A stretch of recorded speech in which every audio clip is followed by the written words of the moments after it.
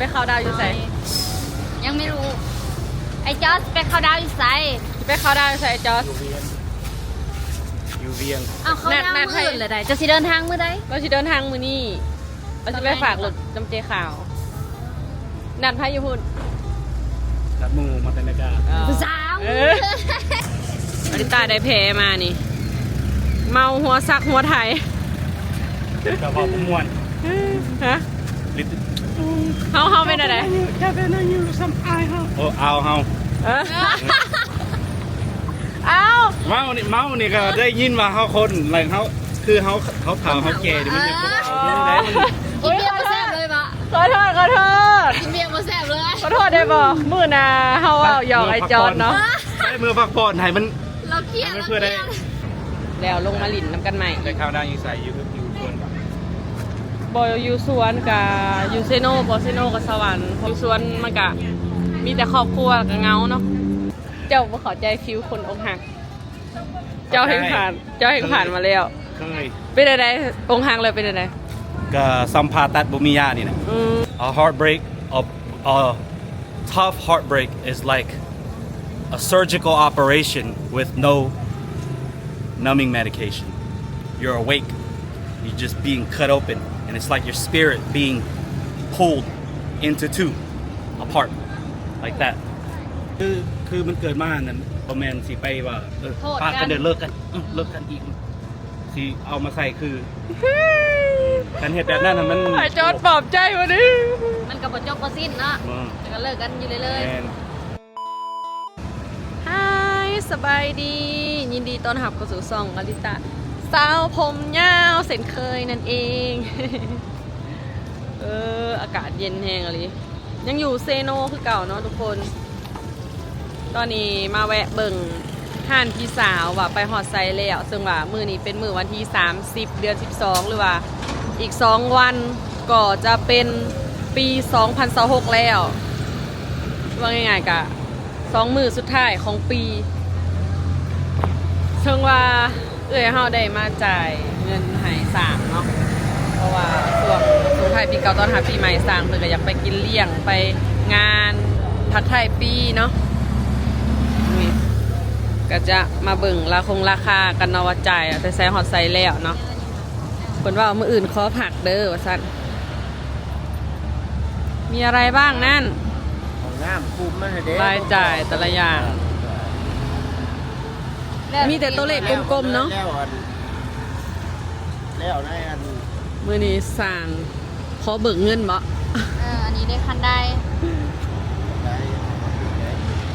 ตัวนี้ห่านเอื่อยเฮาหาก็ได้ประมาณ40%ซะ40%เนาะเพิ่นก็เฮ็ดอันก่อขึ้นมาแล้วเดี๋ยวสิพาไปเบิ่งแต่ว่าหามซูนยังได้อันตรายเด้แต่พอล้มทับหัวเห็นได้ไดจะได้อยู่ฮอดปีใหม่น้ำเขาอยู่บ่เนี่ยทุกคนสิไปเข้าดาวอยู่ไสเนาะอลิตายังบ่ฮู้ซ้ำสิไปอยู่ไสนี่ฮะแต่ละมื้อใส่ชีวิตไปวันๆไปซื่อได้นี่บ่ได้มีจุดหมายหลักแหล่งว่ามื้อนี้เขาสิไปนี่มื้อนั้นเขาสิไปนั่นช่วงนี้ขึ้นหลายเนาะเอื้อยก็เลยว่าเอาอยู่น้ำเอื้อยก่อนซะนาบ่าวอลิต้าก็มาแต่ปักซันก็ได้2วันแล้วเนาะแต่ว่าอลิต้ายังบ่ทันได้ไปฮัลโหลอลิต้ายังบ่ทันได้เมื่อบ้านสิจ๊ะเป็นอาทิตย์แล้วโอ้คนสิเมื่อเวียงจันทน์วะนี่ฮัลโหลสบายดีสบายดีทุกคนสิไปไสนี่ไปเวียงรอเล่นคนยังบ่ทันได้ขึ้นเวียงบ่จังโมงขึ้นยังทันได้ไปมองนั่นไปหาเจ๊ขาวแล้วไอจอดนะทุกคนจืดแล้วบ่เรามาแวะลิ้นน้ำเนาะเราโทรหาอลิตาว่า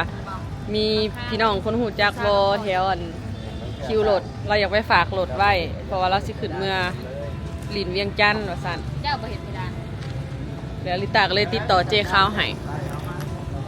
เพิ่นว่าเพิ่นสิส่วนไอ้เพิ่งขึ้นเมื่อลิ้นเวียงจันทน์แต่ว่าไอ้เพิ่งบ่ตอบซักได้ถ่ายรูปมอบพิธีมอบเงิน นี่มีหลักฐานนะนี่ ลง YouTube พร้อมนี่ สิบ 10,000 กีบ 10 ล้านใช่ แนมเด้อ1 2 3แนมกล้องหน่อยติ เอาลงกลุ่มแบบอันนั้นซื้อ แนมหลุมบ่ ญาติกล้องนะครับ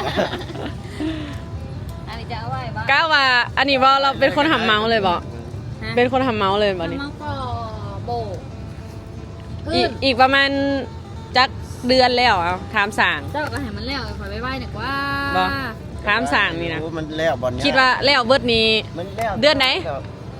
คานเทิงแล้วก็คือว่าสบายแล้ววะ เลยเดือนได้แหละ เนี่ยประเมินบ่ได้ เอาต้องประเมินได้จะเป็นสั่งเนาะ ประมาณท้ายเดือนหนึ่ง โมเมนต์คิวเจ้าหลายบ่จะออกจากบอลนี่แล้วก็ไปบอลนั่นบ่ ลองหับลาย เจ้าหับหลายบ่จักจะเลยว่าบอลนี่พักไปเห็ดบอลนั่นไปเห็ดบอลนั่นบอลนี่พัก เขาเห็นเขาเล่นกันเพื่อน หาสามกูซอยอีกเนาะ ก็นะให้จอส ให้จอสก่อซอยเลย คือจิแมนเมื่อความมึงอะไรวะ ปีใหม่ ปีใหม่ลาว ปีใหม่ลาว พูดแหละ บุญปีใหม่สงกราร สงกราร ไม่เล่าคุณนั่นแหละ เอ้ามันนานแล้วเด้ กับปีใหม่ลาวพูดแล้ว บอกว่าอีก4 เดือนผู้อาย อ๋อ ไวสุดวาเลนไทน์บ่ได้บ่ ได้อยู่เนาะ เดือน2เนาะ ยังหน่อยก็ หรือว่า เดือนหนึ่งก็ให้มันแล้วเบิดจะเป็นหยัง หรือว่าให้แล้วพอมันเกิดเพิ่นเลย มันจะงานเดียวจบ ได้ที่ฮอดแต่ว่ามัน เดือน3คือมันเกิด โอ้ ไป ย นะ บ่ฮอดเนาะ จะไปเข้าดาวอยู่ไส ยังไม่รู้ ไอ้จอสไปเข้าดาวอีกไซ จะไปเข้าดาวอยู่ไสจอส อยู่เวียง อ้าวเข้าดาว นัด มื ให้ ออื่นเลยได้จะสิเดินทางมือใด เราจะเดินทางมื้อนี้เราจะไปฝากรถจำเจขาว นัดไผอยู่พุ่น รับมูมาแต่ละกา ผู้สาว เออ จะไม่ได้เลยผู้สาวเลยนี่ยุ่ง ผู้สาวมันยังหลายอยู่ทั่วที่ทั่วแดนเลยอยู่ไทยก็มีเวียดก็มีลาวก็มี บ่อยากไปดงเฮนบ่ หืม บ่อยากไปดงเฮนบ่สิพาไปหานซาหัว อืม มวน ลืมเลยบ่เอาสตุยเด้ตัวไหน ถั่วปลาแล้ว เขาเอาหัว เบาบ่ได้ เอาหัวปลาแล้วบ่เป็นหยังไปซาหัวนำสื่อ มัก เก่าเก่าเก่า อืม หมักให้เขานวดเนาะ มักซาหัว เราก็ยังหมัก ขอบใจเด้อ โอ้ยโอเค ได้เงินแล้วก็เล่งงานคอยในได้เห็นว่ากั เอา น แล้วมาก็สิจ้างเขาเทเลยเด้ อืม หอนมือลูกหอนมือเมียอยู่ตีเนาะเงินนี่ อ๋อมีอะไร น่ะ สั่งยังโสดไปเลย จ้างยังโสด มีแต่คนโสดเนาะ โสดป่ะ บอกได้เงินได้คำครับยังเจ็บหัวเจ็บเบียดเอาเมียเอาแฟนบ้างเลยแทงเจ็บหนึ่งแทงอยู่ เป็นจะบอกเราจะบอกมาขอดบอกแบบต้องห้องยัง ไม่ใช่ต่อ บอกมาตรงกัน ที่มา เมื่อ เมื่อเพิ่นขี่รถเธอเซหาเพิ่นเมื่อได้บ่เขา ว่าอะไรกะ ไปหอดบุญ เขามาคุมแล้วมัน มือคริสต์มาสเดี๋ยวทุกคนประมาณวันที่เศร้า ตีนย่างตัวนี้มันอยากบูดี้ เศร้าอย่างวะ เขา เศร้าหกนี่บ่ แต่ เขากินเลี้ยงเนาะอยู่นี่กินเลี้ยงอยู่หัวน้อยกินซอแปดป่ะกินซอแปดเนาะอริตาได้แพ้มานี่ เมาหัวซักหัวไทย แต่ว่าผู้มวน ฮะ ลิต เขาเป็นอะไร แค่เป็นอายุสัมภาระเฮาเอาเฮา เออเอา เมานี่ก็ได้ยินว่าเฮาคนอะไรคือเฮาเผาเฮาแก่เดี๋ยวมันจะเอาเรื่องได้มัน กินเบียร์มาแซ่บเลยปะ ขอโทษขอโทษ กินเบียร์มาแซ่บเลย ขอโทษได้บ่มือนาเฮาเอาหยอกไอจอนเนาะ ได้มือพักผ่อนให้มัน เราเครียด มัน เรา เพื่อ เค ได้ รียด นุ่มๆขึ้นบ้างอีกนะมันเสริมขึ้นมัน เอาเขาทำอายุไอจอนเนาะว่าไอจอนอายุจากปี เราอายุอัน42บ่ว่าง่ายๆคือรุ่นเราเขาวเดียวกับนาบ่าวเฮาเขาก็เลย เราจากอ้ายเขาเป็นนาบ่าวเลยเพิ่นเครียดนะพึ่งนะกินเบียร์บ่แซ่บอะนะ เครียดน้อยใจบ่ น้อยใจอ่ะโอ้แถวอเมริกาเขาจะถือเลยนะเว้าเรื่องอายุแม่นบ่ บ่มีแต่เฮาเพ เจ้า ราะว่าเฮาบ่แก้ปานใดอะเฮาก็อยากถืออายุยังหนุ่มๆหั่น เอ น่ะ อบ่ได้แก่เจ้าบ่ได้คือคนอายุหลายใดเจ้าคือคนประมาณ30ต้น หากเฮาได้ยินหั่นน่ะมันอยากเจ็บเหงา ๆมันแบบอุ้ยกูเฒ่าแล้ววันนี้สิวะ I'm sorry I'm กับห so ลังมันตื่น sorry มาเห็นมันเจ็บปวดอยู่ได้นี่ ไปเฮ็ดเวียกมานะครับก็ตกคันไดไหนอยู่เฮือนไปใส่ไฟไปต่อไฟมันบอกล้มเก็บ เจ้าก็มีแพ้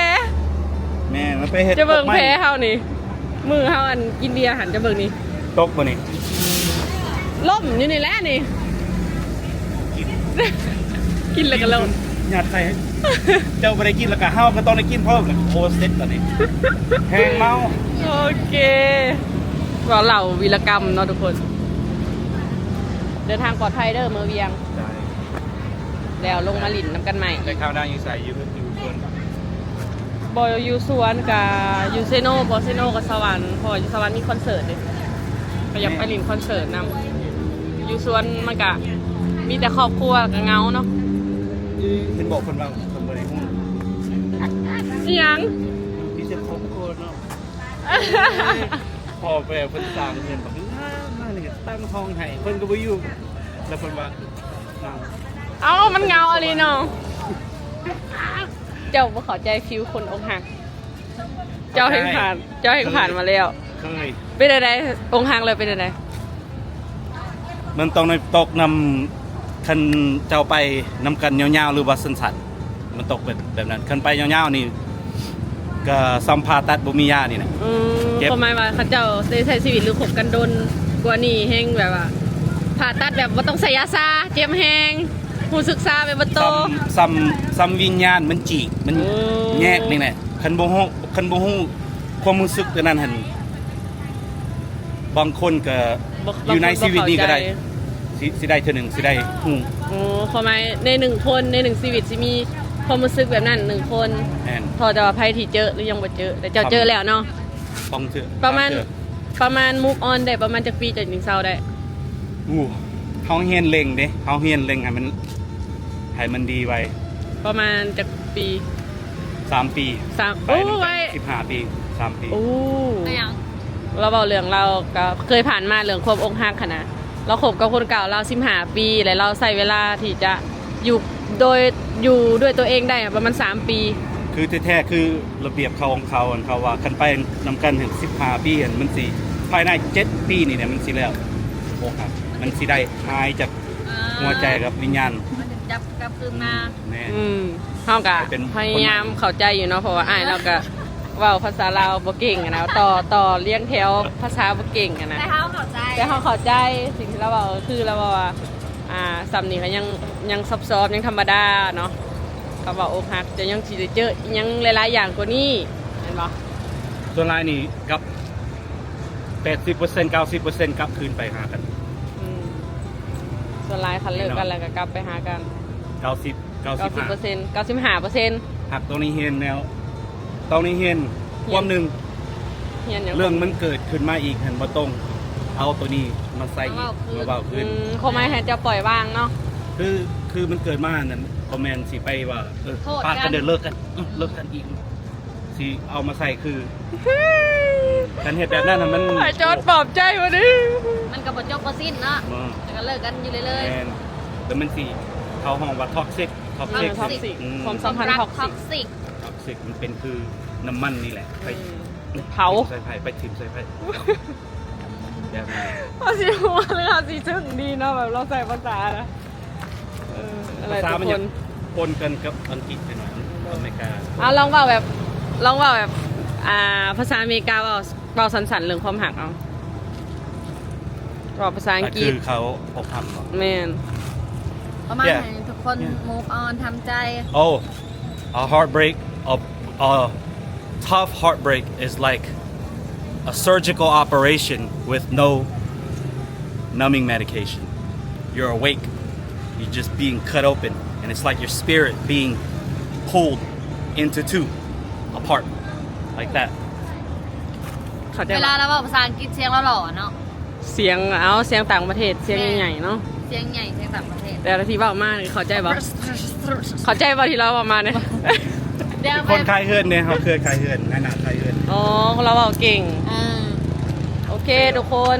ขอบใจเจ้าหลายๆเดินให้คำแนะนำให้คำปรึกษาที่ดีเพราะเราเคยผ่านมาแล้วแต่เราก็ยังว่าว่า คนเฮานี่สิกลับมาคืนดีกันประมาณ95%แต่มันก็ต้องทิมเรื่องเก่าๆเนาะ อืม ปล่อยวางไม่ต้องเอามาเบาคืน ตัดจบ